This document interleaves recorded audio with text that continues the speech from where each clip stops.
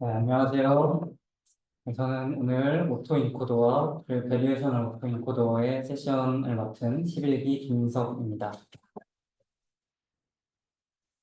오늘, 오늘 정규 세션 시간에는 오토인코더에 대한 정의와 모델 구조, 그리고 활용에 대해서 알아보고, 오토인코더를 이제 발전된 모델인 어드밴스드 오토인코더 모델, 또 오토인코더에서 이제 파생되어서 나온 생성형 모델인 베리에이션 오토인코더 모델, 그리고 베리에이션 오토인코더 모델의 어드밴스드 모델인 뭐 컨디셔널 VA나 어드버서리 VA 같은 것들을 한번 개념적으로 아이디어만으로 우리가 알아보고 서머리를 한 다음에 마치도록 하겠습니다.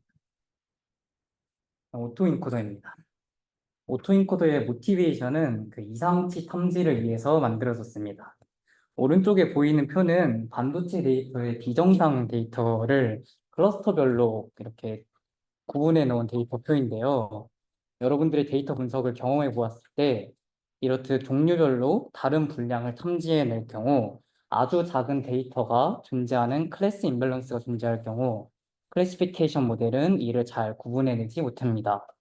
뭐 예를 들어서 정상이 99%이고 비정상이 1%만 존재하는 모델일 경우 그냥 학습이 모두 다 정상으로 표시하게 되면 정확도는 99%가 되게 되겠죠. 그래서 클래시피케이션 모델이 기존에 이러한 이상치를 잘 잡아내지 못하니까 저희가 도입을 한 모델 구조가 오토인코더라고 보시면 되겠습니다. 오토인코더는 그 리프레젠테이션 러닝, 즉 자기 재현 학습의 신경망을 활용하는 비지도 학습법입니다. 리프레젠테이션이 자기를 재현한다라고 보시면 되겠죠. 그래서 여기서 비지도라고 표현을 했지만 실은 비지도가 아니라 셀프 슈퍼바이즈드, 즉 자기 지도 학습입니다. 어떻게 자기 지도를 하냐면 인풋 레이어에 데이터가 들어오면 여기 인코딩 과정을 거쳐서 유의미한 잠재 벡터인 레이턴트 Z, 이 잠재 벡터로 인코더가 추출을 합니다. 이 같은 과정은 처음에 저희가 매니폴드 러닝처럼 고차원에 있는 데이터가 저차원에 있는 의미 있는 차원으로 축소될 수 있다. 이러한 그 가정을 그 모델에서 받아들이고 모델 구조에 반영한 것이라고 보시면 되겠습니다. 그 다음에 이렇게 버틀넥 구조인 레이턴트 벡터가 있다면 그 레이턴트 벡터를 디코더 구조를 통해서 다시 재현을 해내게 됩니다. 여기 Y라고 보여진 것이 뭐 다른 논문에서는 X 프라임이라고 표시를 하기도 하지만 이렇게 자기 자신을 직접 재현을 하고 그리고 이 재현된 디코더가 자기 자신과 얼마나 비슷하냐, 비슷하지 않다면 비슷한 방향으로 학습이 진행되게 됩니다. 이때 이 잠재 벡터 Z를 저희는 코드라고 말할 거예요. 자, 그래서 오토 인코더의 비용 함수는 인풋 데이터인 X와 디코더 출력된 자기 제어인 Y, X 프라임이죠. 이 두 개의 차이를 최소화하는 방식으로 진행됩니다. 즉, 자기 자신이 축소된 벡터로 표현되었다가 다시 자기 자신으로 재현되는 방법이고, 이게 그래서 자기지도 학습이다라고 합니다. 오토인코더의 활용으로 바로 한번 넘어가 볼게요. 오토인코는 원래 그 모티베이션과 같이 이상치 탐지에 사용이 됩니다. 정상 데이터만 가지고 하고, 즉 정상 데이터를 가지고 다시 정상 데이터를 다시 잘 재현해내는 모델을 학습을 합니다. 이 학습된 모델에 어떤 임의의 인풋을 넣었을 때 그 인풋 재현된 아웃풋이 재현이 잘 안 됐어. 그럴 경우 이 인풋은 이상치일 것이다 라고 판단하는 활용법으로 이제 이상치 판단 모델로 쓰일 수 있습니다. 온토 인코더는 이 잠재 벡터의 크기를 어느 정도로 설정해야 이게 잘 특징을 담아낼 수 있는지, 예를 들어서 앞슬라이드 뭐 Z의 크기가 여러 개가 될 수 있겠죠. 되게 작은 차원이 될 수도 있고 조금 큰 차원이 될 수도 있고, 보통 논문에서는 여러 차원의 케이스 바이 케이스로 다 애큐러시를 제공을 합니다. 아무튼 그렇게 여러 가지 설정을 해줘야 하고, 또 이 아웃 X와 X 프라임의 차이가 어떻게 표현될 것인지 나중에 말씀드리겠지만, 이 어떻게 차이를 나타내는지에 대한 그런 파라미터, 이렇게 성능에 영향을 끼치는 요소가 조금 많습니다. 그렇지만 비정상 데이터한테 모델한테 자, 이게 비정상 데이터고 이 비정상 데이터에 대한 학습이야, 이렇게 학습을 하지 않고도 그냥 정상 데이터만 학습을 해서 비정상 데이터를 추출할 수 있다. 이러한 장점이 있습니다. 이게 오토 인코더로 감지한 센서 데이터의 인풋 데이터인 맨 오른쪽에 X와 그리고 그거에 대한 복원을 한 X 프라임의 예시인데요. 기존 모델이 정상 데이터만 가지고 학습을 하였고 또 입력 데이터 중 이상치가 존재한다면 이 두 개의 차이가 커지게 되고 그러면은 이 로스가 임의 값을 넘어가게 되면서 아, 이 지점부터 이상치가 발견됐어라고 정확하게 알아낼 수 있는 겁니다. 오토메이션의 오토 인코더는 그 모티베이션인 이상시 탐지뿐만 아니라 다른 용도로도 사용이 될 수 있는데요. PC와 같은 주요 특징을 저차원으로 추출한다는 매니폴드 과정으로 학습으로 완료된 오토 인코더의 앞 인코더 부분만 피처 익스트랙터, 즉 특징 추출기로 사용될 수 있습니다. 다만 PC는 저희가 선형성을 보장하고 했었어야 했죠. 그런데 이 오토 인코더는 그 저희가 딥러닝 차원을 이용하면서 비선형적인 특징 추출을 가능하게 한다라고 알고 계셨으면 좋겠습니다. 그리고 두 번째 활용은 노이즈 제거라고 깨끗한 이미지와 약간의 노이즈가 있는 이미지를 가지고도 자기 지도 학습을 한 다음 노이즈가 많은 이미지를 전처리를 하는 과정에 오토인코더가 사용될 수 있습니다. 제가 들었던 딥러닝 수업 그 시험에 오토인코더가 이미지 전처리에 사용될 수 있다라는 함정 문제가 나온 적이 있었는데 대부분 다 오토인코더 이상치 탐지 이렇게 생각을 하셔서 이 부분이 틀렸다고 생각을 하시기도 하지만 이미지 전처리에도 그 사용이 될 수 있다라는 거를 좀 알아주셨으면 좋겠습니다. 굉장히 쉽죠? 오토인코더는 사실 되게 쉽습니다. 2011년에 나온 논문이고 로스 펑션도 되게 어렵지 않아요.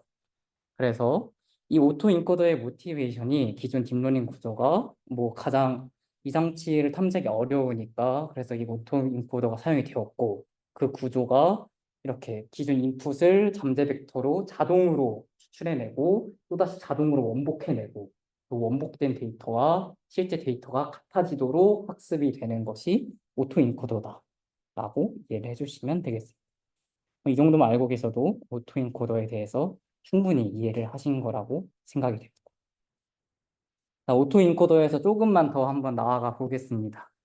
네, 일반적인 오토인코더는 잠재 벡터가 인풋보다 작게 설정되어 있어서 주요 특징을 추출하는 구조로 이루어져 있습니다. 그런데 오버 컴플리트 구조는 제시된 정보 안에서 더 많은 정보를 찾고자 할 때 사용됩니다. 예를 들어서 인풋 데이터 자체가 얽히설키 복잡하게 얽혀 있는 정보라고 할 때 그거를 조금 더 뜯어내 보고 싶어. 그런데 노드를 좀 많게 해서 얘가 자동적으로 더 잘 찾아볼 수 있도록 해볼 거야. 한 구조가 오버 컴플리트 오토 인코더라고 보시면 됩니다. 그런데 이렇게 모델을 구성할 경우 오버피팅 문제가 발생하게 됩니다. 오토 인코더에서 오버피팅 모델은 여기 우리가 자세하게 정보를 더 찾아볼 거야 라고 추가한 이 노드 두 개가 X와 Y를 같아지게 하려다 보니까 추가된 노드가 그냥 0이 되어서 이 추가한 노드가 죽어버리기 때문에 그냥 동일한 신경망을 통과하게 되는 그런 오버피팅이 발생하게 됩니다. 그래서 이것을 방지하기 위해서 저희가 다른 구조적인 조작을 가해주는 어드밴스드 모델을 한번 지금 알아보겠습니다. 먼저 스파스 오토인코더가 있는데요. 스파스라는 단어는 에런, 라쏘 정규화에서 많이 들어보셨을 텐데요. 스파스하게 된다는 것은 가중치가 적은 웨이트 값이 0이 되도록, 즉 아예 활성화가 되지 않도록 하게 되는 겁니다. 이렇게 되면 인코딩 과정이 특정 노드나 연결에 과적화되지 않고 일반화 성능이 증가하게 되겠죠. 스파스 오토 인코더가 2011년에 나왔고 여러분이 많이 알고 계시는 드랍아웃은 2014년에 나온 논문이기 때문에 그 두 개가 구조적으로 비슷하다는 걸 알 수 있겠습니다. 그런데 이 의미가 조금 다른 게 그 스파스는 필요 없는 노드가 0으로 점점 비활성화되는 게 스파스 구조인 거고 그리고 학습 과정에서 임의로 이만큼의 그 레이트 동안 드랍을 할 거야 하는 것이 드랍 아웃이다. 이 개념적인 차이는 있지만 그 일반화 성능을 증가시키고 구조적으로 중간중간 비활성화된 노드는 있다. 이게 이제 두 개가 비슷한 점이 있구나라고 생각하셔도 좋습니다. 혹시 아까 제가 에런 정규와 라쏘라고 말씀을 드렸는데 본인이 그 라쏘나 리찌에 대해서 잘 모른다 하시는 분 계신가요? 좋습니다. 아니 뭐 다들 알고 계시겠지만 라쏘는 그 사실 알고 계실 거라 생각해서 PPT 안 넣었어요. 근데 간단하게 설명하자면 라쏘는 이제 절대값으로 모든 웨이트들이 커지면은 그 값을 절대값의 합으로 정규화를 진행을 해줘서 웨이트에 편향이 생기지 않도록 정규화를 해주는 방법이고, 리찌는 그 웨이트의 절대값이 아니라 제곱들의 합수로 정규화를 해주는 방법입니다. 제가 이거를 예전에 외우기 귀찮아서 리찌가 2잖아요. 2 제곱 L2 정주화 이렇게 외웠던 기억이 있는데 그렇게 하시면은 이제 L2 리찌 뭐 제곱 이거에 대해서 헷갈리지 않을 수 있을 것 같습니다. 네, 스파스 오토 인코더의 좀 수식을 좀 알아볼 건데 사실 이게 어려워 보이지만 수식이라고도 하기 뭐한 게 뭐 지금 보시면 되게 쉽습니다. 스파스 오토 인코더요, 히든 노드의 활성화 정도에 대한 파라미터로 로를 사용합니다. 이 로, 즉 전체 활성화 값의 평균인 로 헷, 이게 전체 활성화 정도는 평균이 저희가 임의로 조작한 로 하이퍼 파라미터와 같아지도록 제약을 두는 겁니다. 근데 이 제약을 줄 때 KL 다이버전스로 이 두 개의 분포가 비슷하다라고 줄 수도 있고, 또는 에런 정규화 이 두 개의 절대값이, 그래서 두 개 차이의 절대값에 대해서 정규화를 줄 수도 있겠죠. 그래서 여기 기존에 이게 오토 인코더인데 여기가 X고 여기가 Y입니다. X가 인코더 안에 들어된 잠재 벡터 Z가 되고 이 Z가 다시 디코더로 출력된 Y, 즉 X 프라임이랑 아까 똑같죠? X와 X 프라임의 차이에 대한 기대값, 이게 원래 오토 인코더의 로스 펑션이었다면 여기에 규제항으로 우리는 활성화 정도를 우리가 임의로 지정한 하이퍼 파라미터인 로와 로, 그리고 실제 활성화 정도의 평균인 로 햇이 동일해지도록 규제를 할 거야 라고 로스 펑션이 추가된다고 보시면 되겠습니다. 네, 그 다음에 이제 또 다른 오토인코더의 변형 모델로 컨트락티브 오토인코더가 있습니다. 디노이징 오토인코더, 즉 저희가 아까 이미지 전처리의 오토인코더가 사용이 된다고 말씀을 드렸죠. 즉 노이즈가 있는 데이터에서도 강건한 모델처럼 인코더의 자코비안 매트릭스를 손실함수에 추가합니다. 민감도를 최소화한다는 뜻인데요. X 인풋 데이터의 그레디언트를 규제함으로써 추가합니다. 조금 어렵죠? 다시 한번 말해볼게요. X 그레디언트의 크기에 대해서 이 최소화되도록 규제가 들어갑니다. 즉, X 변화량이 커지는 것을 방지하는 방향으로 학습을 실시하게 됩니다. 그런데 좀 이상하죠? 저희가 원래 딥러닝을 할 때는 X의 그레디언트를 학습을 하게 됩니다. 그래서 X 그레디언트를 가지고 이제 뭐 잠재 벡터를 인베이딩을 할 수도 있고 그 학습을 또 할 수 있는 건데 이 규제항은 X 그레디언트가 커지는 걸 방지합니다. 이게 그래서 그 두 가지가 충돌을 할 수가 있는데 여기에 이 논문에서 말하는 이 논리는 이 앞부분에서 말했던 X와 인코더 디코더 구조를 통과하고 난 X 프라임의 서로 두 개의 차이의 이 효가 이미 충분히 크기 때문에 이미지 자체 내에서 조금씩 달라지는 그런 그레디언트는 무시해도 된다. 얼마만큼 여기 이 람다라는 그 개수만큼 무시해도 된다라고 규제를 넣어주는 겁니다. 그러면은 그냥 이미지가 아니라 노이즈가 있는 이미지가 들어왔더라도 이 노이즈는 그레디언트 텀으로 해석이 되기 때문에 X와 X 프라임이 아니라 그레디언트 텀으로 해석이 되기 때문에 노이즈에 대해서도 강건한 모델이 완성이 되게 되는 거죠. 이해 안 되시는 분 있으신가요? 있으면 넘어가겠습니다. 다시 한 번만. 알겠습니다. 그 어느 부분을 다시 한번 설명해 주세요.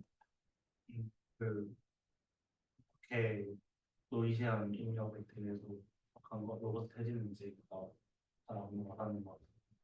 그 X와 X 인풋 인풋 데이터와 출력된 데이터의 그레디언트를 학습을 하는 게 기존 오토 인코더 모델이었는데 이 그레디언트 X는 그냥 그 이미지 자체 내에 그레디언트가 많은지 적은지를 넣은 겁니다. 그럼 이미지 자체 내에 그레디언트가 많으면 이쪽 항이 커지겠죠? 근데 저희는 알그민 이쪽 항을 줄이고 싶기 때문에 그 그레디언트는 적게, 이제는 얘는 마이너스가 되고 얘는 플러스 뭐 그렇게도 볼 수도 있는데 조금 어려우시면 얘는 이미지의 그 노이즈가 그레디언트로 들어가는데 그 노이즈는 신경 쓰지 말아라 라는 텀이고 얘는 대신 너가 오토인코더를 통해서 원복한 것과 그리고 원래 기존 데이터는 동일해져라 라는 텀이라고 보시면 돼요. 조금 어려우시면 쉬는 시간에 오시면 한 번 더 설명을 해드리겠습니다. 네, 그 전까지는 2010년대였습니다. 드디어 이제 2020년대로 올라와서 2021년에 제안된 마스크드 오토 인코더에 대해서 한번 알아보겠습니다. 먼저 버트에서 제안된 마스크 모델 구조는 기존 데이터의 15% 정도를 마스킹을 하고 그리고 이 마스킹된 부분을 예측하는 방법으로 사전 학습을 진행을 합니다. 그래서 이 사전 학습된 모델을 가지고 마스크드 데이터에 대해서 강건한 모델을 만들어낸 게 버트였고 다 여러 가지 기록을 갈아치웠죠. 그래서 이 버트 모델이 발명이 되고 난 후 CV 하는 사람들이 이 버트 모델을 CV 쪽으로도 데려와 보자 이런 노력을 계속 했는데 2015년에 버트 모델이 나오고 계속 하다가 최종적으로 안정적으로 성능을 낸 게 2021년에 나온 마스크드 오토 인코더다라고 알고 계시면 됩니다. 왜 성능이 안 좋았을까요? 2015년부터 21년이면 6년인데 NLP에서 CV까지 넘어오는 게 왜 6년이나 걸렸을까요? 그래서 그 왜 NLP와 CV의 마스크 모델이 다르게 작동하나요? 이거에 대한 답변으로 먼저 NLP와 CV에서 주요 사용하는 모델의 구조가 근본적으로 다릅니다. 이게 가장 컸겠죠. 트랜스포머와 시커, 컨볼루션 네트워크가 나중에는 비전 트랜스포머를 사용하게 되게 되면서 성능이 올랐기 때문에 이 부분이 가장 큰 원인인 것 같습니다. 그리고 텍스트와 이미지는 서로 정보의 밀도가 좀 다릅니다. 예를 들어 텍스트는 나는 밥을 먹었어. 이러면 그냥 밥을 먹다. 네 글자는 그냥 네 글자뿐이지만 굉장히 많은 정보를 담고 있죠. 하지만 밥을 먹다는 정보를 여러분이 이미지로 나타나게 된다면 굉장히 많은 픽셀을 갖고 있어야 할 겁니다. 그래서 같은 픽셀이라면, 즉 같은 단위라면 텍스트가 이미지에 비해서 정보의 밀도가 높기 때문에 이 두 개 데이터적인 차이가 있어서 좀 시간이 더 걸린 거라고 보시면 되겠습니다. 그리고 이제 오토 인코더의 디코더가 텍스트와 이미지의 수행 역할이 다르다 이것도 뒷부분에서 조금 설명을 해보겠습니다. 자, 그러면은 CV에서 이렇게 NLP와 CV가 데이터가 구조적으로 다르니까 어떻게 모델이 좋은 성능을 얻을 수 있을까요? 먼저 CV 모델은 마스킹을 15%만 해도 금방 누군지 알아봅니다. 예를 들어 뭐 사람의 얼굴을 갖다다 두고 15%만 마스킹을 해도 여러분은 금방 알아볼 수 있겠죠. 그런데 컴퓨터에 제공된 이런 NLP에 마스킹된 거하고 문제가 너무 달랐던 겁니다. 얘는 어렵고 CV는 쉬웠던 것이죠. 그래서 CV는 15%가 아니라 75%로 크게 마스크된 비율을 끌어올립니다. 그 다음에 인코더 디코더 구조가 기존에는 대칭적으로 이루어졌는데 얘를 비대칭적인 구조를 통해서 계산 효율성을 높이고 큰 모델을 사용합니다. 얘는 뒤에 모델 구조를 같이 보면서 한번 얘기를 해볼게요. 마스크드 온토 인코더의 그 먼저 트레이닝 과정은 인풋 데이터의 75%만큼 마스크를 합니다. 그 다음에 사전학습 과정입니다. 마스크된 데이터를 제외하고 마스크드 안 된 데이터만 가지고 인코더로 그 출력을 합니다. 그 다음에 이 잠재 벡터를 기존의 마스크된 데이터에 대한 빈 공간을 서로 추가를 해서 최종적인 잠재 벡터를 만듭니다. 그 다음에 이 빈 공간에 대한 잠재 벡터를 디코더로 출력을 해서 이제 타겟에 대한 정보를 예측하게 됩니다. 인코더는 마스킹된 데이터가 없기 때문에 저희가 큰 모델 구조를 사용을 할 수 있어요. 그런데 디코더는 중간중간 마스크된 부분이 빈 공간으로 들어가기 때문에 이 디코더의 구조가 커지게 되면은 충분한 정보를 담을 수가 없습니다. 그래서 작게 이렇게 인코더와 디코더가 서로 대칭이 아니고 비대칭적으로 구성을 하게 됩니다. 이 네, 아니요, 그 컨볼루션이 낮은 걸로 아는데 그게 정확히 또 CNN은 아니잖아요. 이게 트랜스포머이기 때문에 그냥 일단 모델 구조가 조금 더 작아진다라고 층이 작아진다고 해도 괜찮을 것 같아요. VIT로 이게 그 인코더 디코더 쓰이는 VIT 비전 트랜스포머를 잠깐 가져왔는데 여기 보시면 어 원래 기존 NLP는 의미가 있는 토큰별로 데이터의 트랜스폼에 들어가게 되고 이 토큰별로 이렇게 나온 다음에 이게 되는 걸로 은결이가 여러분들께 잘 설명을 해줬을 겁니다. 그리고 이걸 이제 비전으로 넘어가게 되면 토큰으로 하는 게 아니라 이미지를 의미가 있는 단위로 이제 토크나이제이션을 진행하게 되는 겁니다. 9개로 나뉘었죠. 얘를 기존의 이 0번째 토큰 클래스에 대한 이게 백지 클래스라고 보시면 되고 각각의 토큰이 들어갈 때 뭐 1번, 2번, 3번 이런 토큰에 대해서 이 백지 값과 더해져서 각각이 또 이제 패치별로 나온다. 그래서 VIT에서는 각각의 그런 패치가 이렇게 또 패치 추가적인 정보가 뭐 추출이 된다. 뭐 이런 게 이제 다시 복습으로 좀 떠오르실 거예요. 그래서 이러한 구조를 인코더 디코더에 사용을 했다라고 기억을 하시면 되겠습니다. 자, 그래서 마스크드 오토 인코더는 기존의 지도 학습으로 이루어진 픽셀 예측보다 더 성능이 좋습니다. 물론 아직 많이 블러리하긴 하지만 마스킹된 부분이 굉장히 많다는 점을 감안한다면 꽤 좋은 성능을 나타냅니다. 로스를 계산할 때는 원래 패치에 대해서 제가 좀 궁금했던 부분인데 그러면 로스를 계산할 때는 기존 패치, 마스크가 안 된 패치에 대해서는 로스를 계산을 하냐? 그건 아니고 마스크가 된 부분에서 예측을 한 패치에 대해서만 로스를 계산을 하고 뭐 그렇다고 말씀을 드리겠습니다. 여기 보시면 그 치타를 마스킹을 했을 때 치타인지 고양인지는 모르겠지만 잘 원복이 어느 정도는 됐다고 볼 수 있겠죠. 그리고 여기 이 논문에서 나온 오리지널의 뭐 에큐러시랑 우리의 모델에 대한 뭐 에큐러시가 이렇게 높다. 그래서 지도 학습 에 대한 예측보다 더 좋은 성능으로 얻을 수 있다. 고 이제 오토 인코더와 이제 어드밴스드 오토 인코더는 짧게 한번 끝냈습니다. 베리에이션 오토 인코더를 중간까지만 하고 한번 좀 쉬어볼게요. 저희가 앞으로 이제 생성형 모델에 대해서 쭉 배우게 될 텐데 지난 화요일 날 그 재유가 설명해준 인트로를 잠깐 리캡하자면 기존 구분 모델은 이 강아지와 고양이를 구분하는 선을 찾는 게 저희의 목표였습니다. 그런데 생성형 모델은 이 유사한 강아지들과 유사한 고양이들이 잘 모여 있는 분포가 있다는 가정하에서 샘플링을 통해 이제 귀여운 강아지와 귀여운 고양이를 생성한다는 개념에서 출발을 합니다. VA가 좀 양이 길어요. 오토인코더는 생성형 모델이 아니기 때문에 빠르게 한번 지나갔고 이제 앞으로 겐이나 그런 생성형 모델 배울 거기 때문에 이 부분을 좀 집중을 해서 들어주셨으면 좋겠습니다. VA와 A의 차이점은 먼저 VA는 생성 모델이라는 것이 가장 큰 차이점입니다.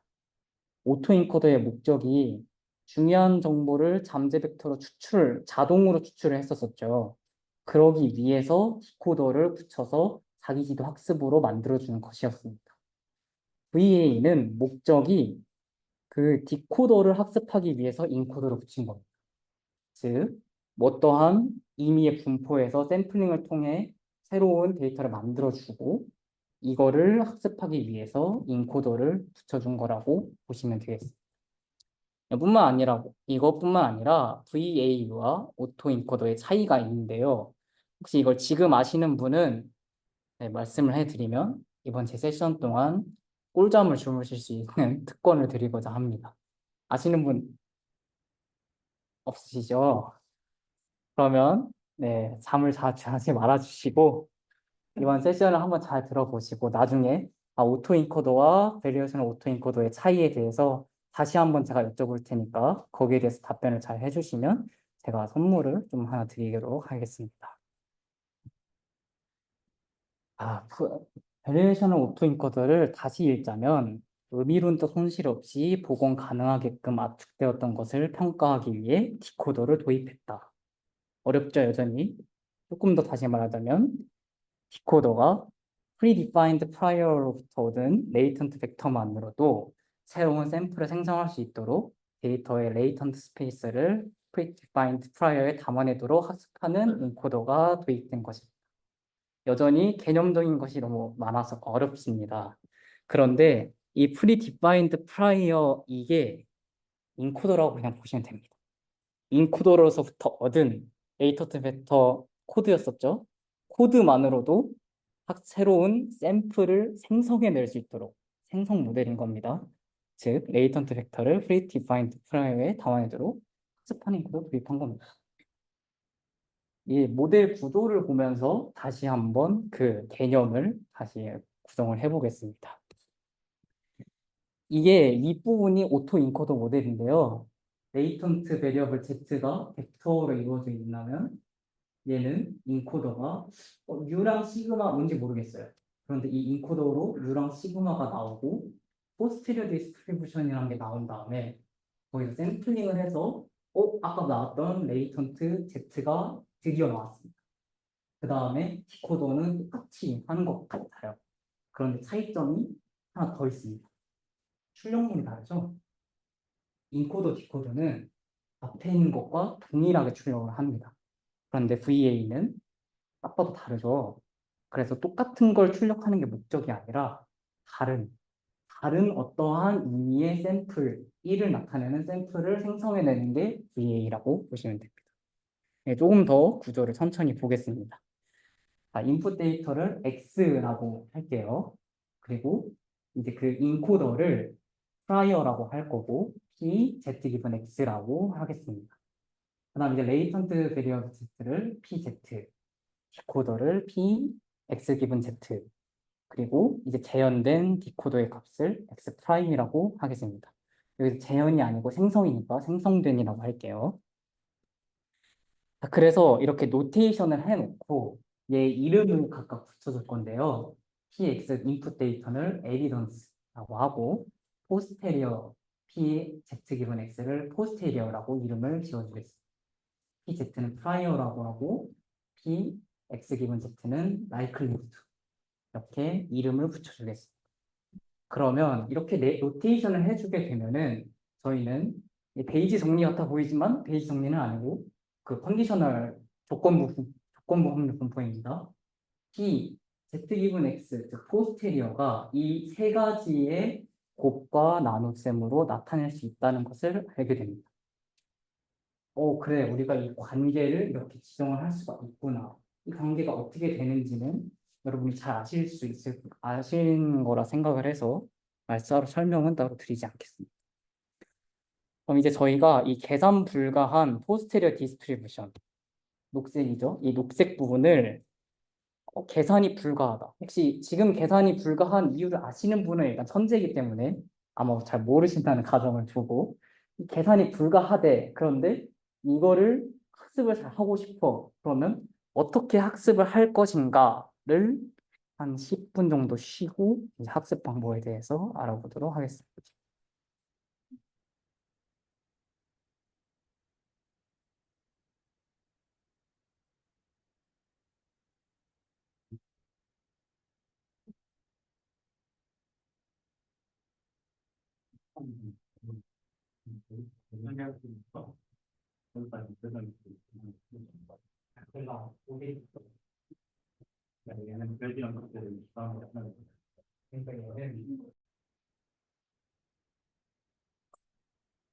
자, 저희가 이 계산 불가한 포스트리어 디스트리뷰션 앞에 이 녹색으로 써놓은 P, Z 기본 X를 어떻게 학습을 할까? 이 큰 데이터로 이거를 이제부터 여러분들과 한번 보겠습니다. 이 녹색 텀이 왜 계산 불가능한지 일단 의미적인 접근부 먼저 두고, 의미적인 거는 좀 나중에 생각을 해보고, 그냥 이게 어떻게 표현되는 것지만 한번 보겠습니다. PZ 기분 X가 컨디셔널 분포에 의해서, 컨디셔널 분포가 아니라, 맞나요? 그게 맞나요? PX분의 PX 기분 Z, PZ로 표현이 되죠. 그런데 여기 되는 이 PX, 아까 이름이 에비던스였죠? 이 에비던스는 PX 기분 Z를 PZ에 대해서 적분을 해서 계산이 돼야 합니다. 자, 그런데 저희가 모든 가능한 레이턴트 벡터 Z를 알지를 못하죠. 그리고 이 X 기분 Z를 적분을 할 수도 없어요. 그래서 PX 자체가 계산 불가능합니다. 계산 불가능하지만 고정되어 있는 값이긴 해요. 인풋 데이터가 고정되어 있었으니 고정은 되어 있지만 계산은 못해요. 근데 그 값이 분모로 들어갔으니 P, Z기분 X도 당연히 일단 계산을 못하겠죠. 계산이 왜 못됐는지 수식적으로는 아시겠죠? 자, 그래서 이 저희가 P, Z기분 X를 구하지 말고, 근데 제가 이거 의미를 좀 설명을 했나요? 안 했던 것 같아서 짧게 의미를 설명해 보자면, 에비던스는 그 X 데이터들이 주어졌을 때의 그러한 확률인 거고, PZ 기분 X는 X 데이터를 저들이 인풋 데이터를 제공해 줬을 때 그때 Z가 나타날 확률이라고 보시면 되고, PZ는 실제 잠재 벡터가 나타날 확률, 분포라고 할게요. PX 기분 Z는 라이클리후드, Z에서 나온 것들이 Z가 주어졌을 때 실현된 X가 실제 X 얼마 닮았냐 거를 계산해주는 그런 의미라고 생각을 하시면 되겠습니다.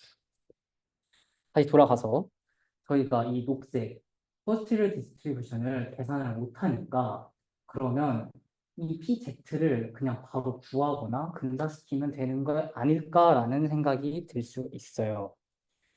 자, 저희가 하고 싶은 게 원본 X라는 이런 컨디션이 걸렸어요. X라는 저희 인풋 데이터가 주어졌어요. 그리고 그 컨디션이 걸렸을 때 레이턴트 베리어블 Z가 Z에서 확률적으로 샘플링을 하고 싶은 거예요.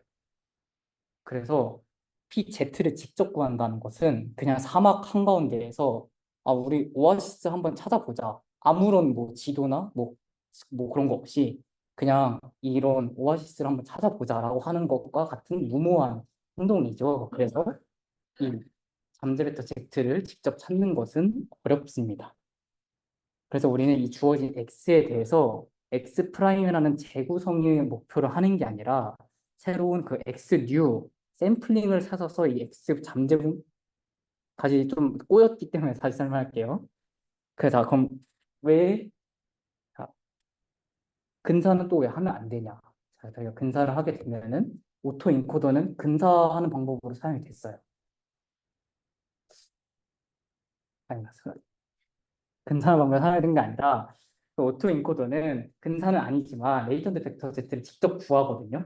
근데 그 데이 벡터 Z를 직접 구하게 되면은 똑같은 인풋에 대해서 똑같은 결과만 나오게 되는데 저희가 하고 싶은 거는 똑같은 걸 찾아내는 게 아니라 그 동일한 분포를 따르는 다른 샘플링, 다른 생성을 하고 싶기 때문에 근사하거나 직접 계산하고 하지는 않습니다.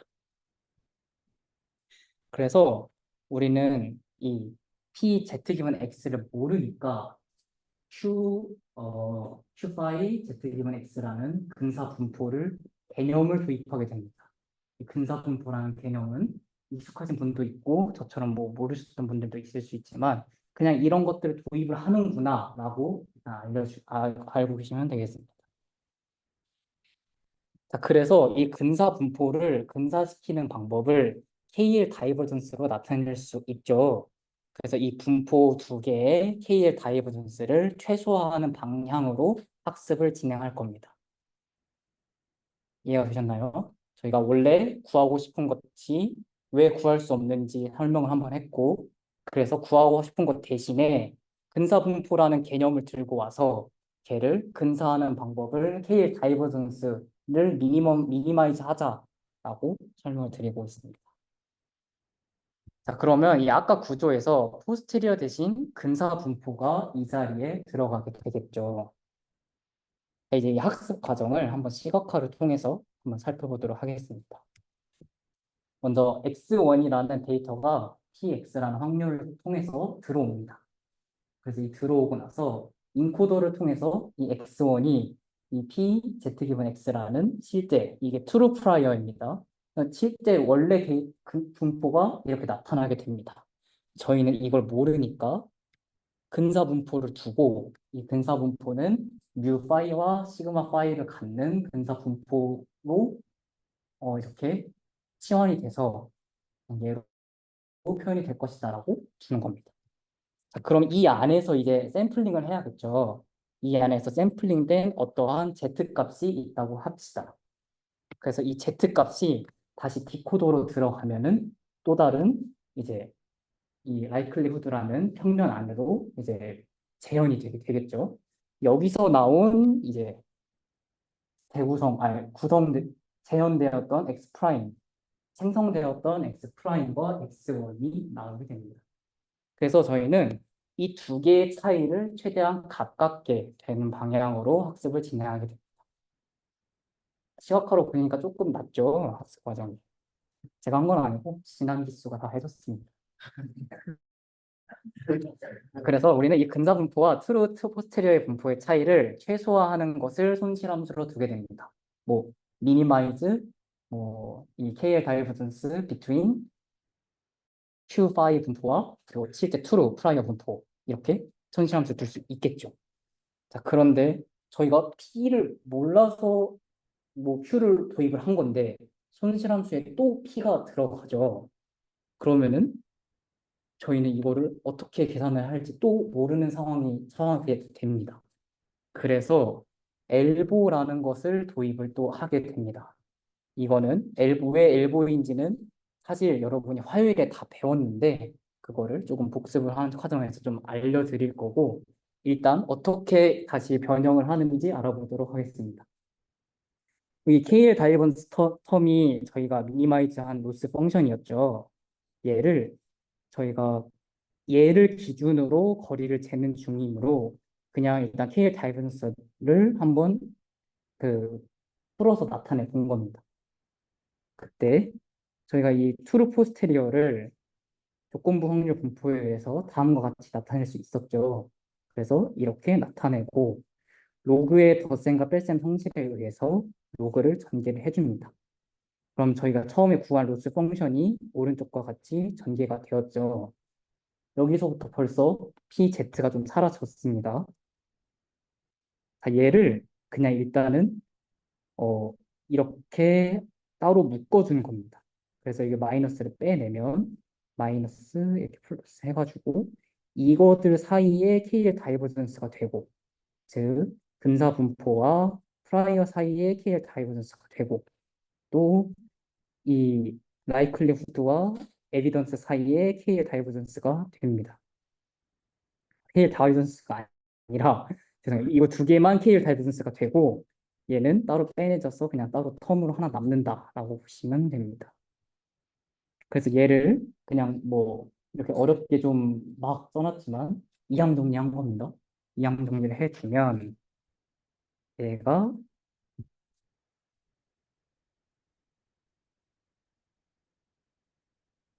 이 부분이 앞으로 가고 이렇게 뒤로 간 거예요. 그러면 이러한 식이 나옵니다. 이 식을 이제 저희는 엘보라고 이제 정의를 할 겁니다. 그리고 이 식이 왜 엘보가 되는지는 다음 슬라이드에서 설명을 해 드릴 것이고 얘는 우리가 그냥 일단 그 이름처럼 이러한 텀을 엘보라고 하겠다라고 정의를 내리겠습니다. 자, 이게 왜 엘보인가요? 이게 왜 엘보냐면 이, 이 엘보라는 텀을 어, 어디 가야 돼?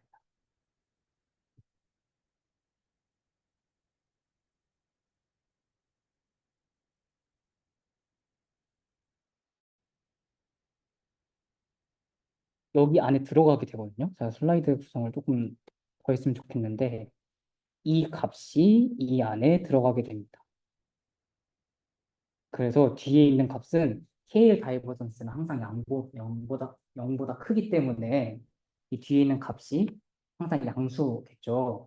그럼 저희는 로그 px는 엘보 더하기 양수가 되게 되므로 이 엘보는 이 에비던스, 로그 p 에비던스의 최소 바운더리이다. 어떤 값에서 양수를 더하면 무조건 더 커지게 되겠죠. 그래서 이 부분이 최소항이 된다라고. 그래서 이게 에비던스 로 바운더리 뭐 그거라고 보시면 되겠습니다. 또 하나 질문. 네네. 59번 바로 전 슬라이드를 보면은 그게 그 레드박스에 네. 엘보라고 네. 노테이션을 달아주셨잖아요. 네네. 근데 저희가 지금 바로 다음 슬라이드를 보면은 네네. 그 log px가 픽스드 값이기 때문에 네. PLD가 양수라서 엘보다라고 해주셨는데, 맞아요. 그러면은 저 보라색 박스가 엘보라는 거죠? 둘 다 엘보인데 그렇게 생각하시는 거 더 편할 것 같아요. 둘 다 엘보, 얘도 다른 것에 그 바운더리, 로우 바운더리의 증거라고 사용이 돼서 둘 다 엘보라고 쓰는데 일단은 오른쪽 슬라이드가 나온 이유가 아까 정호님이 말씀해 주신 것처럼 그냥 이 텀을 오른쪽으로 넘겨서 엘보 더하기 이게 나왔다라고 보시면 되겠습니다. 질문 또 있으신가요? 알겠습니다. 자, 그래서 저희는 이 엘보를 최대화하는 알고리즘으로 바꾼 겁니다. 자, 어떻게 바꿨을까요? 저희는 이 K의 다이버전스를 줄이는 게 목표였어요. 근사 분포와 R2 포스테리어의 차이를 줄이는 근사 분포를 근사시키는 것이 목표였어요. 그런데 로그 값이 고정이 되어 있죠. 그러면 이 엘보 값을 최대화시키면 얘는 자동으로 최소가 될 것입니다. 그래서 얘를 최소화시키는 걸 엘보를 최대화시키자라는 그 루스로 바꾼 겁니다. 그래서 저희 목표가 이 두 개의 분포를 동일하게 하자 해서 엘보를 크게 하자로 바뀐 겁니다. 자, 엘보를 제가 위에 적어 놨습니다. 그래서 저희가 저 값을 크게 할 건데 자, 여기서 그 한 가지 가정을 더 하는데요. PZ는 원래 저희가 모르는 잠재 벡터입니다. 인코더, 디코더에서 코드이죠. 잠재 벡터이죠. 그래서 기껏해서 이제 엘보 극대화로 문제를 바꿔놨는데 PZ를 모르기 때문에 또 못 풀게 되었습니다. 근데 그러면 우리가 좀 잘못한 게 아니냐? 그게 아니라 PZ는 저희가 표준 정규 분포로 가정을 할 수 있습니다. 왜 가정을 할 수 있을까요? 저희가 오토 인코더는 자동으로 잠재 벡터를 주는 거죠. 그래서 이 잠재 벡터를 어떻게 설정해도 사실 저희 마음입니다. 그래서 얘를 계산의 편의성을 위해서 PZ를 정규 분포로 가정을 해도 괜찮습니다. 그러면 자동으로 정규 분포로 이제 이 X 컨디셔널이 인코더를 통해서 잠재 벡터가 만들어지겠죠. 그래서 저희가 이제 PZ 대신에 P 세타 Z 노멀라이징 분포를 따르는 0,1을 따르는 이 분포를 도입을 할 겁니다. 그러면 이 뒤에 있는 라이크드후드 펑션도 이 텀도 이 세타가 붙어서 아, 정규 분포에서 추출된 디코더구나. 이렇게 개념을 좀 바꿀 수 있겠죠. 그래서 오른쪽에 이 인덱스가 보면 PZ에서 P 세타 Z로 바뀌었고 디코더도 보라색으로 바뀌었습니다. 그래서 최종적으로 학습은 이렇게 이루어지고 생성은 이 초준 정규 분포에서 샘플링을 통해서 이제 새로운 값들을 생성해낸다라고 보시면 되겠습니다. 자, 이 구조표에서 아까 제가 말씀드렸던 뮤와 시그마가 있죠. 이 부분이 뒤에서 말씀을 드릴 리파라멘테이제이션이라는 트릭에 해당하는 부분인데 저희가 계속 잠재 근사 분포를 만든다고 했는데 이 잠재 근사 분포를 뭐 분포를 가정을 Z를 가정을 했지만 사실 레이턴트는 벡터잖아요. 즉 선형 결합이라는 소리예요. 근데 이 선형 결합으로 구현하기가 힘듭니다. 그래서 저희는 파라미터 뮤와 시그마를 찾아내자. 그리고 뮤와 시그마에 그냥 0과 1 사이에 임의의 엡실론을 넣어주면은 자동으로 분포가 되니까 그래서 우리는 두 개의 파라미터를 추정해내면 그게 사실 분포를 추정해낸 거야 라고 말하는 트릭이 들어가게 돼요. 이게 뒤에서 조금 더 자세하게 설명을 드리겠습니다. 여기서부터 뒤에까지는 제가 말씀드린 내용의 똑같은 내용입니다. 뭐 정규 분포로 바꾸고 이 뒤에서 뭐 그 이 PQ제타와 얘를 이제 비슷하게 근사를 한다. 그런 내용. 그래서 그 엘보를 최대화한다는 것은 표준 정규 분포로 가정한 잠재 벡터와 그리고 근사 분포가 비슷해지도록 재구성된 값을 최대화하는 것으로 만들 수 있습니다. 자, 디코더는 여기 보면은 이게 재구성수인데요. 즉 정규 분포에서 나온 어떠한 그런 샘플링된 그 값을 재구성을 된 텀이 이 텀이고 이 부분은 인코더에 대한 제약으로 적용되게 되는데 이 잠재 분포가 최대한 정규 분포와 같아지도록 제약을 두는 텀입니다. 그래서 오토 인코더에서는 이 KL 다이버전스가 거의 없다고 보면 됩니다. 그냥 그 자동적으로 학습이 되기 때문에 없는데 얘는 오토인코더는 모르는 그런 전제 벡터가 있어. 근데 걔를 그냥 잘 원복만 하면 돼. 이건데 VA는 얘를 정규 분포로 가정할 거야. 그래서 잘 하기도 해야 되는데 가운데로 특징 추출되는 그런 분포가 정규 분포를 따라야 하는 제약이 있어. 라는 이게 제약 텀으로 주게 되는 겁니다. 자, 이제 구조 에러와 이제 제약 에러가 어떤 역할을 하는지 알게 되겠죠. 그리고 그냥 단순히 엘보를 최대화하는 거 보통 학습 과정에서는 최대를 안 쓰니까 그냥 이제 이 앞에 마이너스를 붙여서 마이너스 엘보를 최소화하자 이렇게 해서 이제 미니멈 로스로 만들어낸 것입니다. 그 이제 학습 과정은 다 끝났고 리파라멘터 제 영어를 잘 못해요. 이 트리에 대해서 한번 그좀 알아보겠습니다. 그 X1이 저희가 근사 분포로 들어가게 되고 이 근사 분포에서 Z1이 샘플링이 됩니다. 아까 그 학습 과정을 시각화로 봤을 때 여기 자연스럽게 넘어갔는데 그런데 사실 이 Z1의 샘플링 될 때는 연속적으로 샘플링이 되는 게 아니라 스토캐스틱하게 그냥 확률적으로 뭔가 샘플링이 되겠죠. 이 과정을 과연 역전파로 학습을 할 수가 있을까요? 그렇지가 않죠. 그래서 저희는 이 과정을 이 입실론이라는 그 이런 스토캐스틱함을 외부로 넘겨버리는 겁니다. 외부 입실론이라는 그런 어떤 랜덤 파라미터로 넘겨버리고 실제로 학습을 하는 건 연속적인 뮤와 시그마 얘를 학습을 하게 돼서 우리가 정말 알고자 하는 그런 뮤와 시그마를 구하게 되는 거죠. 자, 그래서 이렇게 뮤, Z, 이 표준 정규 분포를 인코더, 디코더로 학습하는 건 뮤와 시그마고, 그 스토캐스틱함은 그냥 외부 랜덤 엡실론이라는 함을 도입해서 진행한다라고 보시면 되겠습니다. 자, VA가 끝났습니다. VA가 참 길고, 그리고 이게 생성형 모델에 되게 기초가 되는 버전이라서 여러분들께 좀 길게 설명을 드렸는데, 이게 2013년에 나왔어요. 이 오토 인코더가 11년에 나왔고, 오토 인코더는 또 오토 인코더로 발전해 가고, 거기서 이제 파생되어 나온 2013년에 나온 VA가 이제 또 앞으로 저희가 배우게 될 어드밴스드 VA에 의해서 계속 파생이 되는데, 이 모델의 구조랑 이 파생 방법이 왜 중요하냐면, 이게 앞으로 겐에서도 쓰이고, 또 다른 생성 모델에서도 계속 쓰이는 방법이 되게 됩니다.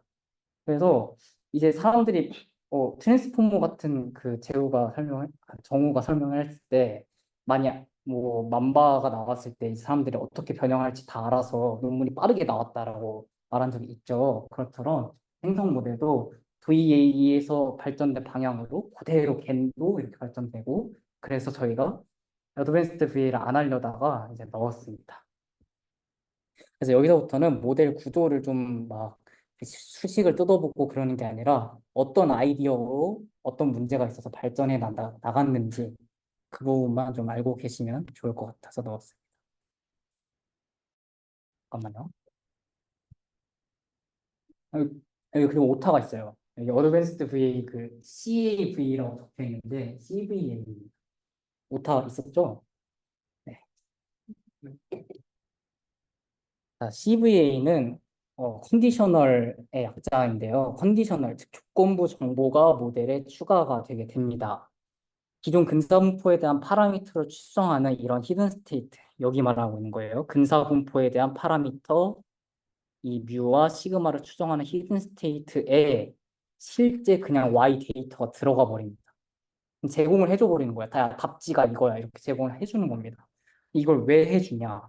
이걸 왜 해주냐면 이렇게 해줌으로써 이 Y 라벨 값만 바꿔주면은 생성을 할 때 그 저 기존의 그런 데이터의 스타일을 조금 잘 따르고 학습도 굉장히 빠르게 돼서 얘를 좀 해주는 겁니다. 그래서 이 인풋 데이터를 보면은 그 CVA는 에포크 1만에 굉장히 그 스타일을, 인풋 데이터에 대한 스타일을 잘 구현을 해낸 걸 볼 수 있죠. 그런데 VA는 첫 번째 학습에 당연히 제대로 생성을 해내지 못하고 이상한 생성을 하는 것을 볼 수 있습니다. 에포크 20 정도 되면 서로 비슷하긴 하지만 에포크 1만에 뭐 단기간에 이렇게 학습을 하는 게 근데 당연하죠. 답지를 줬으니까. 답지를 중간에 주고 학습 과정에 줘버렸는데 당연히 일만에 성능이 좋아질 수밖에 없습니다. 그런데 여기서 장점은 그 Y를 중간에 줬기 때문에 Y 라벨을 간단하게만 바꾸어 줘도 저희가 이 스타일을 유지하면서 이 결과값을 다르게 나타낼 수 있습니다. 그래서 여기 보시면 이 폰트 스타일이 Z1부터 Z4까지 제공이 되어 있을 때 그냥 컨디션 값을 살짝 바꿔만 줘도 이 폰트 스타일을 꽤 그대로 유지를 하는 것 같죠. 이래서 이제 그 컨디셔널을 제공한 컨디셔널 VA 여기도 오타 있네. 그 컨디셔널 VA가 있다라고 알아두시면 좋겠습니다. 그다음 하나 그냥 질문이 있는데요. 네, 순수 궁금증인데 이게 결국에 Y가 라벨이라고 말을 해주셨잖아요. 네, 예를 들어서 생성할 때 당시에는 그 라벨 자체를 그 MNIST 데이터라 하면은 각각의 숫자 실제 저희가 쓰는 라벨들에 대한 생성을 다 했다고 한다면 그 뒤에 추가로 주는 프라이어를 예를 들어서 숫자의 종류가 아니라 방금 말씀해주신 텍스트 스타일 같은 다른 별도의 라벨을 주게 되면 혹시 학습이 어떻게 될 거라고 생각하십니까? 네, 질문 주셔서 감사합니다. 제가 스타일로 좀 알기 쉽게 설명을 해드렸는데, 컨디셔널은 스타일이 아니라 정확히 라벨을 학습을 한 것이고, 스타일 관련해서는 이 용어가 나중에 겐에서 스타일 겐이라는 게 또 있어요. 그래서 좀 혼동이 될 수가 있어서, 스타일이라는 거는 그냥, 스타일이 아니라 라벨만 학습을 한다라고 말씀을 했으면 좋을 것 같고, 뭐 스타일을 따로 학습하는 방법은 아마 이렇게 간단하게 컨캐스를 하는 방법으로 되진 않을 것 같고 그 부분은 뭐 겐 세션 때 스타일 겐을 하면서 좀 더 알아보면 좋을 것 같습니다. VA에서는 뭐 스타일까지는 아직 왜냐하면 너무 아웃데이트된 모델이기 때문에 없는 것 같아요. 자, 그 다음에 이제 CVA를 했다면 이제 AA를 해보겠습니다. AA는 Adversarial Autoencoder인데 그 오토 인코더라 해서 이거 생성형 모델 아닌 거 아니야 라고 하실 수 있겠지만 생성형 모델입니다. AA는 어드버스를 즉 적대적이다라는 적대적인 단어를 개념 도입을 한 겁니다. 겐이 적대적 생성 모델인 거 알고 계시죠?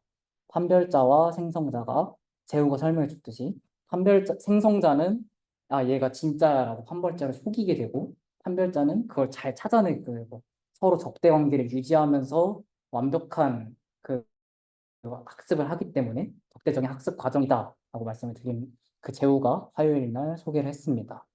그래서 제가 AA는 그 아이디어를 그대로 가져와서 이 KL 다이버전스, 즉 원래 이거에 찐녹색으로 표시가 안 돼 있지만 이게 회색이고 찐녹색입니다. 기억이 좀 나시죠, 그러면? 이 두 개의 분포가 같아지는 것을 K의 다이버전스로 수식적으로 넣은 게 아니라 디스크리미네이터와 이제 제너레이터로 생성자와 판별자로 아이디어를 도입해서 만든 게 이제 어드베서리얼 오토인코더입니다. 이 두 개의 분포가 같아지는 걸 행정자 판별자로 이제는 한 거예요. 지금 겐을 내가 처음 들어보셨고 이 구조를 모른다 하셔도 괜찮습니다. 다음에 겐 때 하셔도 되고 11기 분들은 이미 아시니까 다 이해를 하셨을 거라고 생각이 듭니다. 그래서 이 게네로스를 어 이게 다 가지고 온 거는 아니에요. 원래 게네로스는 민맥스 알고리즘이라고 좀 큰데 그거는 이제 겐 세션 때 하는 걸로 하고 저희는 한별자 입장에서만 한번 이게 어떻게 되는지 게네로스를 조금만 보겠습니다. 자, 저희가 진짜 데이터, 진짜 프라이어 Z라는 게 진짜는 진짜라고 판별을 해야겠죠. 이게 디스크리미네이터, 즉 판별자의 제공이 들어가게 됩니다. 그래서 이 진짜가 진짜라고 나타낼 확률의 로그 값의 평균값을 증가시키게 되겠죠. 자, 이거는 근사 분포, 즉 진짜 프라이어 분포를 흉내내는 근사 분포입니다. 근사 분포를 진짜라고 나타낼 확률이 요만큼이고 이걸 1에서 빼게 되면 가짜 분포를 가짜라고 나타낼 확률이다 라는 거 혹시 이해가 되실까요? 네. 그 확률을 로그값을 크게 하는 거다. 즉, 그래서 얘를 한국어로 잘 다시 설명하면 진짜는 진짜라고 그 판단을 잘 하고 가짜는 가짜라고 판단을 잘 하게 이렇게 만들어내는 겁니다. 자, 그러면은 저희가 근사 분포와 실제 분포가 이 판별자만 나왔지만 판별자로 인해서 같아지게 되겠죠. 점점 학습을 하면서 같아지게 됩니다. 그러면 VA 로스에서 이 뒤에 있는 KL 다이버전스 아까 어, 여기서 저희가 규제항으로 들어갔죠. 처음에 원복을 잘해야 돼. 이 부분하고 그 중간에 원복할 때 중간에 잠재 벡터가 그 이상적인 정규분포랑 비슷해야 돼. 이 부분이 사라진 겁니다. 그러면 한 모델에 두 가지 태스크가 주어졌을 때는 둘 다 잘 못할 수도 있고 잘할 수도 있지만 한 가지 태스크만 주어지면 당연히 이걸 더 잘하겠죠. 그래서 실제로 이렇게 구성을 해주게 되면 재구성을 좀 더 잘합니다. 어드밴스드 오토인코더는 화질이 조금 더 좋습니다. 기존의 VA보다. 그래서 이렇게 최신은 아니고 그 2010년대 이제 13년에 VA가 발표되고 나서 어떤 흐름이 있었는지 좀 알아봤고 이제 정말 최신인 이제 어떻게 이제 이 VA의 다른 특징들을 보완을 할 건지를 디스텐저블먼트와 포스테리어 컬립스에 대한 방법으로 베타 VA와 VQ VA 이렇게 두 가지 모델로만 한번 알아보겠습니다. 그 11기 분들은 기억을 하실 텐데 아마 이게 그 저번 기수 준재병님께서 차은우랑 박명수를 해놓은 게 있었어요. 그래서 X의 인풋이 우리가 차은우를 원했는데 웃는 차은우를 만들고 싶어라고 했는데 갑자기 박명수가 나와버린 거예요. 그럼 안 되겠죠. 그런 것처럼 저희가 이 모델의 머리색만 바꾸고 싶어. 그러면 X를 일부만 바꾸면 머리색이 바꿔서 생성이 되지 않을까? 라는 가정하에 넣어봤는데 얘가 머리색이 여자가 나온 게 아니라 막 강아지가 나와버린 게 될 수가 있죠. 그러면은 이 모델이 굉장히 얽히고 설켰다, 행저블 됐다라고 표현을 합니다. 그런데 이렇게 되지 않는 모델을 원하니까 저희는 디스텐저먼트가 이제 VA의 새로운 목표다라고 제시를 하는 겁니다. 두 번째 현상이 뭐가 있냐면요. 저희가 근자 분포와 포스테리어 분포를 비슷하게 맞춰주려는 노력을 계속 했었어요. 규제항으로. 그러니까 레이턴트 벡터를 저희가 알고 있는 정규 분포로 근사하려는 노력을 했었단 말이죠. 근데 그렇게 하다 보니까 기존에 원래 X가 주어진 상태에서를 그걸 기억하고 있으면서 정규 분포로 가야 되는데 그거 모자 다 까먹어버리고 그냥 다 잃어버리고 포스테리어가 완전히 붕괴돼 버리는 현상이 되어버립니다. 그냥 이제 흑백 이미지만 그 회색 이미지만 뽑아내는 정규 분포가 되어버리는 그런 현상이 생겨버린 것입니다. 이 두 가지 현상을 해결해 보고자 베타 VA와 포스테리어 컬립스에 대해서 VQVA에 대해서 설명을 해보겠습니다. 베타 VA는 이 두 개, 베타 VA가 아까 그 디스텐저먼트를 해결하기 위해서 만들어진 모양으로 말씀드렸죠. 여기 보시면 그 각도랑 이 다리 스타일 뭐 그런 것들을 바꾸어 주었을 때 베타 VA는 이 바꾸어진 거에 따라서 잘 출력을 하는 반면에 기존의 VA는 출력을 제대로 하지 못하는 것을 보실 수 있습니다. 이 베타 VA를 어떻게 했느냐? 강한 제약 조건을 통해서 Q 파이어 그 근사 분포와 정규 분포를 서로 닮게 하자. 이걸로 처리를 한 겁니다. 이게 어떻게 됐을까? 이게 아이디어가 되게 심오한데 저희가 이런 그냥 오토인코더는 잠재 분포로 들어갈 때 아무렇게나 들어가고 아무렇게나 나온다고 했었죠. 근데 VA는 얘가 꼭 정규 분포를 따라야 돼라는 걸 했었습니다. 근데 그 정규 분포를 따르는 이유가 얘가 계산도 쉽지만 정규 분포는 여러 가지 좋은 점이 많잖아요. 나중에 보면 뭐 독립성도 뭐 보장이 되고 그래서 저희가 이 강한 조건으로 더 최대한 정규 분포로 가깝게 하면은 이런 모델이 얽히고 설킨 문제가 좀 해결이 되지 않을까라고 해서 나온 게 이제 베타를 추가를 한 겁니다. 그래서 앞부분에 이 재구성 루스에는 그냥 가만히 냅두고 정규 분포로 가깝게 해놔야 돼. 여기에 1보다 큰 베타를 도입을 함으로써 더 강하게 얘 무조건 정규 분포로 하게 규약을 좀 더 세게 주는 게 이제 베타 V입니다. 그런데 아까 제가 말씀드렸죠. 너무 이렇게 가깝게 가려다 보면은 뭐가 발생할 수 있었죠? 포스테리어 콜aps가 발생할 수 있었죠. 그래서 베타 VA는 이 적절한 베타 값을 찾는 거에도 좀 문제가 있고 또 이걸 찾더라도 이 결과를 보시면은 실제 VA가 더 블러리합니다. 그럴 수밖에 없는 게 더 정규 분포와 근사한 상태에서 뽑아냈기 때문에 그 문제, 이 X가 가진 정보량을 조금 더 잃어버릴 수밖에 없는 것이죠.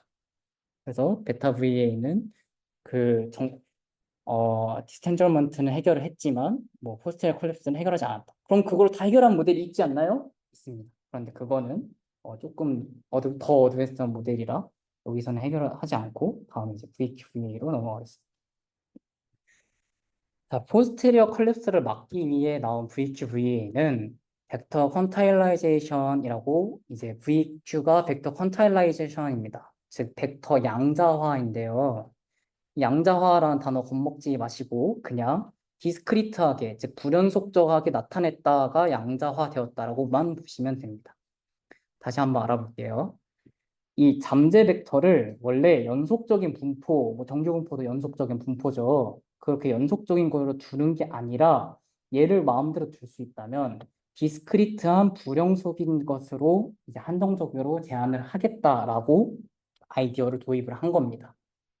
이렇게 디스크리트하게 도입을 하게 되면은 저희가 이 정규 분포를 너무 근사하게 되는 게 아니라 적절히 디스크리트 분포에 적절하게 근사하게 되면서 포스트 콜랩스가 자동적으로 사라지게 되는 현상이 자동적으로 방지를 할 수 있게 됩니다.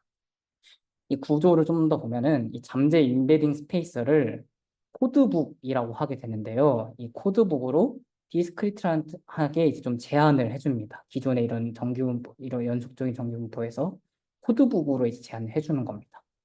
그래서 이 오토 인코더의 병목 현상을 양자화한다라는 어려운 단어로 표현을 하지만 그냥 오토 인코더의 병목 이 레이턴트 잠재 벡터를 디스크리트 분포로 표현을 해놨다고 보시면 됩니다.